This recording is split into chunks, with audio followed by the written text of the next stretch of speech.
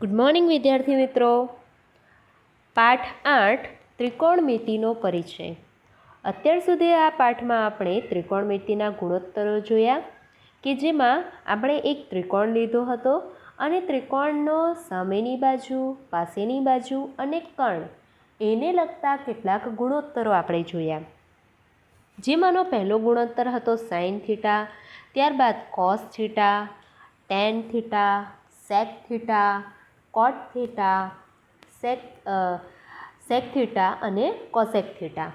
તો આ રીતે આપણે 6 ત્રિકોણમિતિના ગુણોત્તરો જોયા અને સામેની બાજુ છેદમાં કર્ણ, પાસેની બાજુ છેદમાં કર્ણ એવા કેટલાક સૂત્રો પણ જોયા હતા. તો હવે આજે આપણે ત્રિકોણમિતિના ગુણોત્તરના કેટલાક ફિક્સ એવા ખૂણા માટે એના મૂલ્યો શોધવાનો એક કોષ્ટક તૈયાર છે અને એના પરથી આપણે કેટલાક દાખલાઓ જોઈશું. તો સૌથી પહેલાં આપણે આ કોષ્ટકો જોઈએ, કોષ્ટકની કિંમતો જોઈએ. તો આ ખૂણાઓ છે અને આ આપણા ત્રિકોણમિતિય ગુણોત્તરો છે. હવે જો સાઇન થીટાની જગ્યા પર સાઇનનું મૂલ્ય 0 હોય ત્યારે આપણી કિંમત આવશે 1. સાઇન થીટાની જગ્યા પર સાઇનનું એટલે કે સાઇન 30, તો સાઇન 30ની કિંમત આવશે 1/2. એટલે કે જુઓ, ધારો કે આપણો આવો કોઈક ત્રિકોણ હોય, અહીં A, B અને C. આપણે આ આપણો થીટા લઈ લઈએ, બરાબર. તો હવે જો આપણો સાઇન 30 એટલે કે સાઇન 30, સાઇન A એમ પણ લખી શકું, કાં તો સાઇન થીટા એમ પણ લખી શકું, સાઇન A કાં તો સાઇન થીટા, કારણ કે આનું નામ થીટા છે. પછી અહીંયા ધારો કે આ 30 હોય તો આપણને એની ડાયરેક્ટ કિંમત મળશે આ કોષ્ટક પરથી 1/2. એ જ રીતે જો સાઇન 45 હોય એટલે કે આ ખૂણો 45° હોય તો આપણી કિંમત મળશે 1/2. એ જ રીતે જો સાઇન 60 હોય તેની કિંમત મળશે √3/2. હવે આ બધી કિંમતો કઈ રીતે આવી? તો આગળ આપણે જે ખૂણાઓ નક્કી કર્યા હતા, જે આપણા સૂત્રો નક્કી કર્યા હતા કે સાઇન થીટા બરાબર સામેની બાજુ એટલે કે સાબાના છેદમાં કર્ણ, તો આ જ સૂત્રના હિસાબે આ બધી કિંમતો નક્કી કરવામાં આવી છે. એ જ રીતે જો સાઇન 90 લઈએ એટલે કે થીટાની જગ્યા પર 90નો ખૂણો હોય તો એની કિંમત આવશે 1.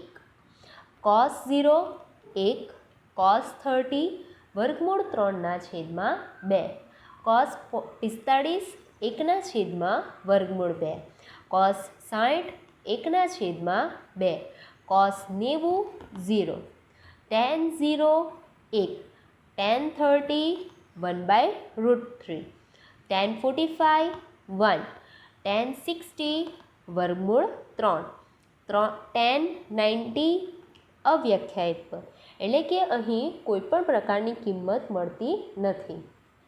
એ જ રીતે cot 0 અવ્યાખ્યાયિત, cot 30 √3, cot 45 1, cot 60 1/3 અને cot 90 0 આવશે.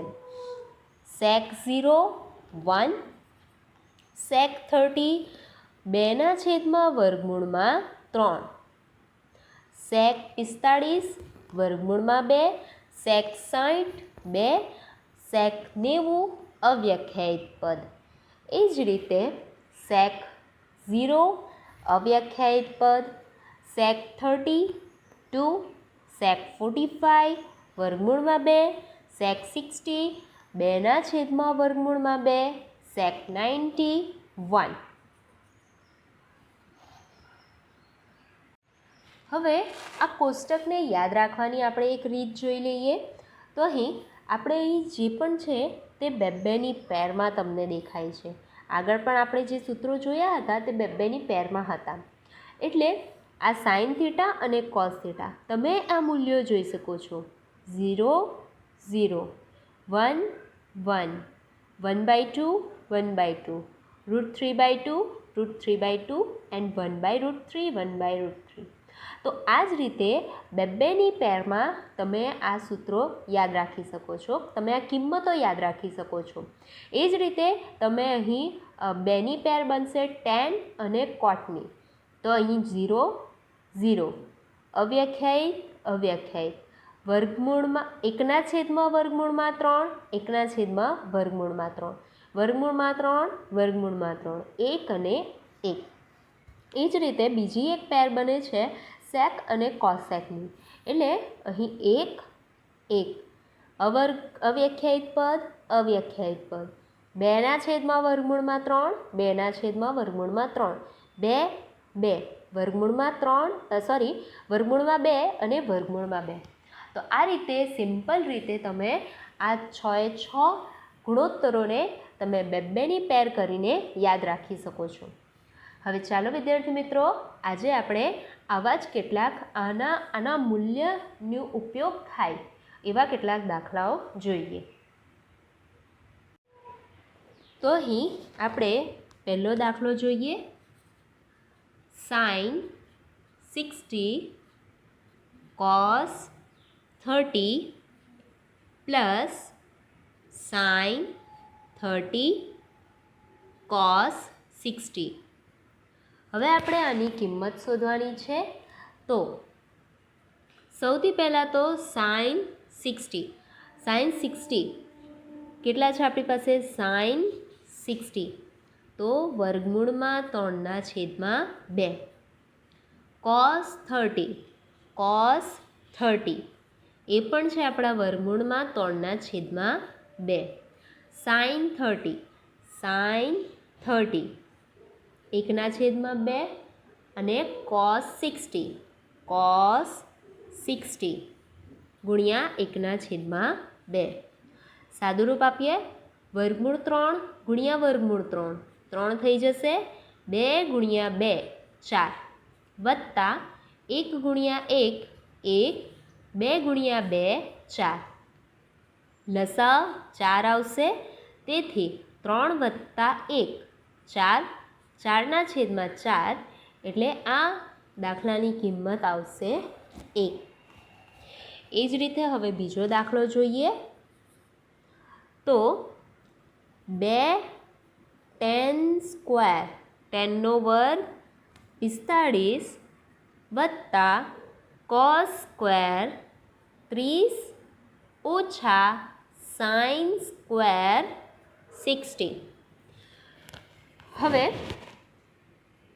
સૌથી પહેલાં તો આ જે 2 ગુણાકારમાં છે તે આપણે 2 લખી દઈએ, ગુણ્યા tan સ્ક્વેર 45.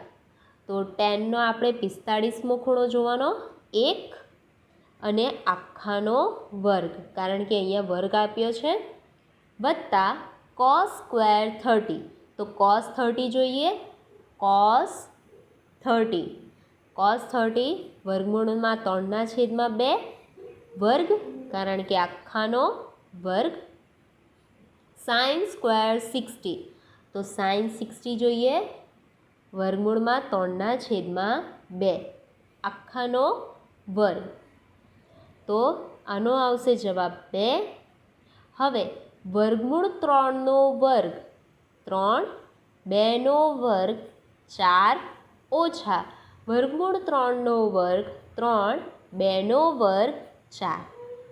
તો તમે અહીં જોઈ શકો છો, આ નિશાની વત્તા છે, આ નિશાની માઇનસ છે.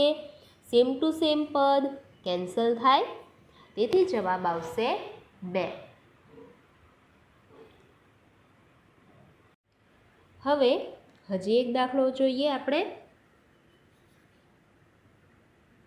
cos 45 છેદમાં sec 30 વત્તા cosec 30.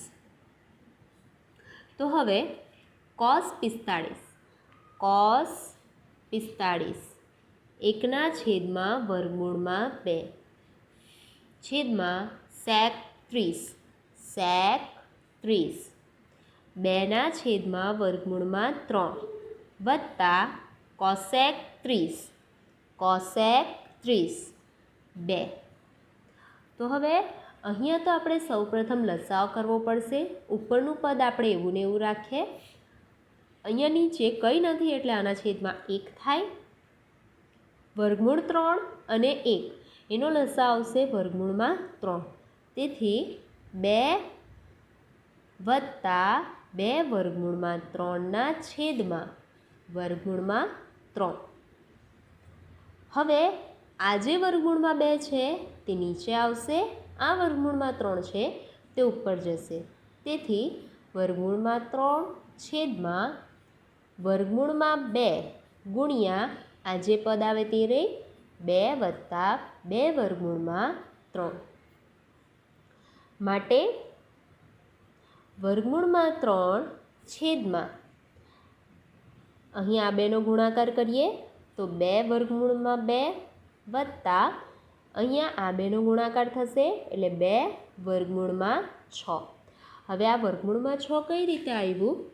તો આપણે વર્ગમૂળમાં 2 ગુણ્યા વર્ગમૂળમાં 3 વર્ગમૂળમાં 2 ગુણ્યા વર્ગમૂળમાં 3 તો વર્ગમૂળમાં 2 ગુણ્યા 3 તેથી આપણું થાય વર્ગમૂળમાં 6. હવે આગળ જોઈએ.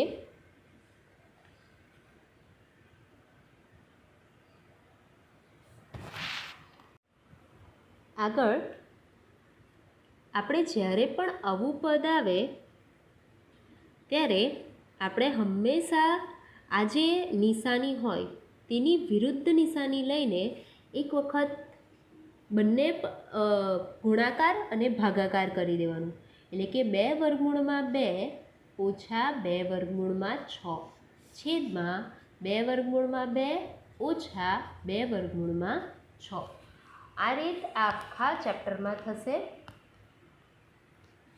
તેથી હવે આ બેનો ગુણાકાર વર્ગમૂળમાં 3 2 વર્ગમૂળમાં 2 ઓછા 2 વર્ગમૂળમાં 6 છેદમાં હવે આ એક વખત પ્લસ છે એક વખત માઇનસ છે તો અહીંયા આ સૂત્ર લાગશે એનો વર્ગ ઓછા બીનો વર્ગ. એટલે એનો વર્ગ એટલે 2 વર્ગમૂળમાં 2 આખાનો વર્ગ ઓછાની નિશાની બીનો વર્ગ 2 વર્ગમૂળમાં 6 આખાનો વર્ગ.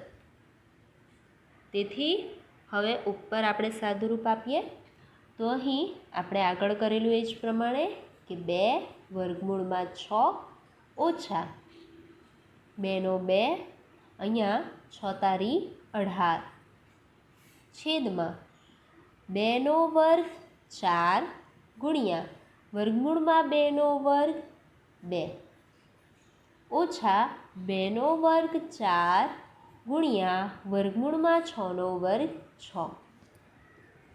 અહીં 2 વર્ગમૂળમાં 6 ઓછા 2 વર્ગમૂળમાં 18 છેદમાં 4 દુ 8 ઓછા 4 છ 24. તેથી અહીંયા થશે 2 વર્ગમૂળમાં 6 ઓછા 2 વર્ગમૂળમાં 18 છેદમાં ઓછા 16. હવે આ ઓછાને કાઢવા માટે આપણે ઉપરથી પણ ઓછા કોમન કાઢીએ. તેથી આપણો જવાબ આવશે વર્ગમૂળમાં 18 2 વર્ગમૂળમાં 18 ઓછા 2 વર્ગમૂળમાં 6 છેદમાં 16. હવે આપણે અહીં જોઈ શકીએ કે અહીં 16 છે અને ઉપરથી 2 કોમન નીકળે એવું છે. તેથી આપણે અહીં ઉપરથી 2 કોમન કાઢીએ. 2 અને બીજું પણ ઉપરથી નીકળે એવું છે વર્ગમૂળ 3. તેથી અંદર રહેશે વર્ગમૂળમાં 2 ઓછા વર્ગમૂળમાં 6 અને નીચે આવશે 16. અહીં કટ થાય 8 દુની 16 એટલે આપણો જવાબ આવશે અહીંયા 3 રહેશે.